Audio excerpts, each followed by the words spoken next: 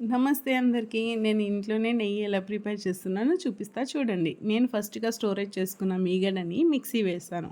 ఆ మిక్సీ వేస్తే ఫ్రెష్ క్రీమ్‌గా మారుతుంది. ఆ ఫ్రెష్ క్రీమ్ కాస్త బ్లెండ్ చేస్తే మనకి వాటర్ కంటెంట్ అనేది సపరేట్ అయ్యి వెన్న ముద్దలుగా సపరేట్ అవుతుంది అనమాట. సపరేట్‌గా బాల్స్ లాగా ఫామ్ అవుతుంది. అది కొంతసేపు అలానే 2 మినిట్స్ అలా పెడితే వెన్న అనేది ఫ్యాట్ అనేది పైకి తేలుతుంది.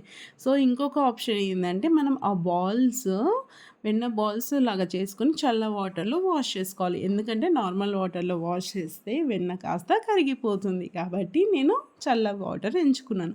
ఇంకోటి ఎందుకు వాష్ చేసుకోవాలి అంటే అది ప్రిజర్వ్ చేసిన వెన్న కాబట్టి సమ్ బ్యాక్టీరియా ఫార్మ్ అయ్యే ఛాన్సెస్ ఉంది కాబట్టి అది మనం వాటర్‌లో వాష్ చేసుకోవాలి. సో, వాటర్‌లో వాష్ చేసుకున్న తర్వాత నా వెన్న క్వాంటిటీ ఇంతొచ్చింది. దాన్ని నేను సిమ్‌లో పెట్టి బాగా మసలపెడతాననమాట.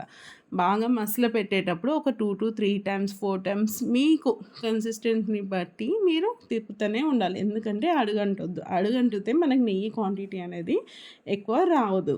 సో, అడుగంటకుండా బాగా కలుపుతూనే ఉండాలి. అది కొంచెం గోల్డెన్ బ్రౌన్ వచ్చేంత వరకు మనం చూసుకోవాలి. సో, ఇందులో టిప్ ఏంటంటే నెయ్యి ముక్క పాతగా స్టాక్ కాకుండా ఉండడానికి మనం మెంతులన్నా, కరివేపాకు అన్నా, లవంగాలన్నా, విలాచి అన్నా, మునగాకన్నా కూడా వేసుకుంటే మనకి ముక్క వాసన అనేది రాదు నెయ్యిలో.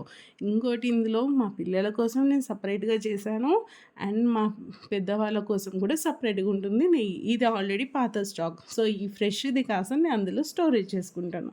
సో, దీన్ని బాగా ఫిల్టర్ చేసి చాలా టైం పడుతుంది. ఆ ఫిల్టర్ చేసేంత వరకు కంటైనర్‌లో ఫిల్టర్ చేసుకొని వార్మ్‌గా అయ్యాక, చల్లగా అయ్యాక సో, అది మనం ఫ్రిడ్జ్‌లో ప్రిజర్వ్ చేసుకోవచ్చు.